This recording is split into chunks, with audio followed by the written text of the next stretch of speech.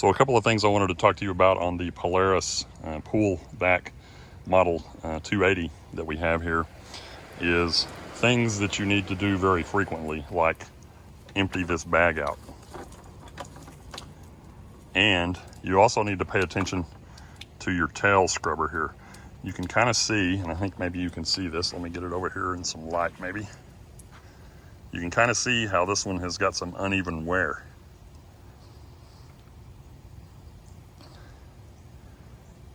So we'll be right back in just a minute and show you how to change these out.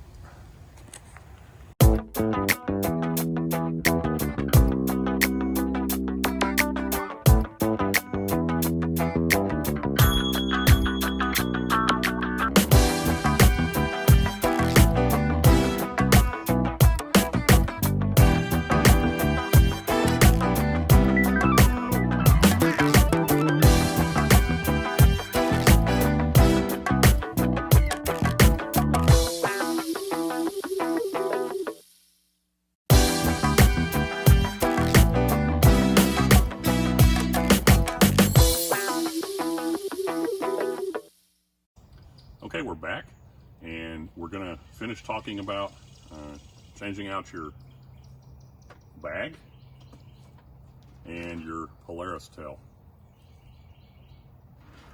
Two simple tasks that you should be doing on the bag. You should probably be doing this daily or more, depending on the conditions around your pool. Like for instance, this morning on this particular pool, see that the landscapers have been here this morning and mowed the yard, and they do a pretty good job of trying to keep the grass clippings out of the pool, but there's a fair amount in there. And granted, your robot's not going to get the floating items so much, but as those items sink, it's going to pick the items up off of the bottom of the pool. So once we change out our bag, I'm going to place it back in the pool, and I've got it disconnected from the standpipe here, like we mentioned in one of our other videos, to make it easy to service. But with the combination of this running on the bottom and the sides of the pool, and then the wall skimmers going with the pump on, that should clean out a fair amount of that grass. You could leave it and just let it sink to the bottom. I prefer not to do that. Or you could get your net with your pole out and just skim it off the surface yourself. So anyway, let's get to it.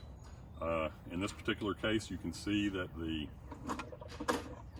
Polaris tail is major worn out. So I keep a lot of these replacements on hand. I think I buy these in a 12 pack from Amazon, and I'll put the link in the description. And all you have to do is remove the old tail scrubber, and you want to make sure that this area right here is still okay, that it hasn't been rubbing.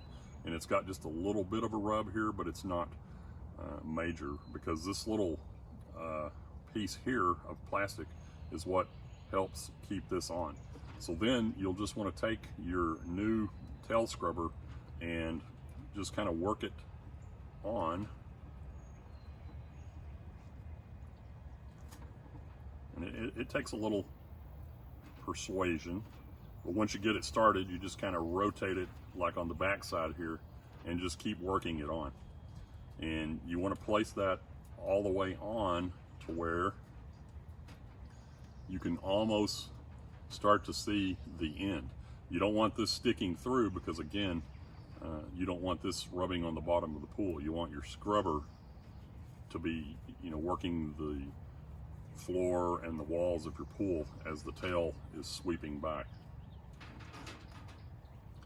And then to change out the bag, and of course we've got the hose that goes to the wall disconnected that runs this. This clamp would normally be on that hose, and I'm just going to unclip the clip here and the one on this back side and lift this straight out, and you can kind of see how that works. And what I do, and I talk about this in one of my other videos, is I keep two of these bags on hand. I've got the one that's on the unit, and I've got another one So what I will do is I will take this dirty bag and get most of the debris out that I can, and then I have a little post on my fence near my gate that I put this on and let it get really good and dry. And when these are dry, they're a lot easier to clean out. So that's just one little tip that'll help you. I buy these in 2-packs on Amazon, and it allows me to do that process.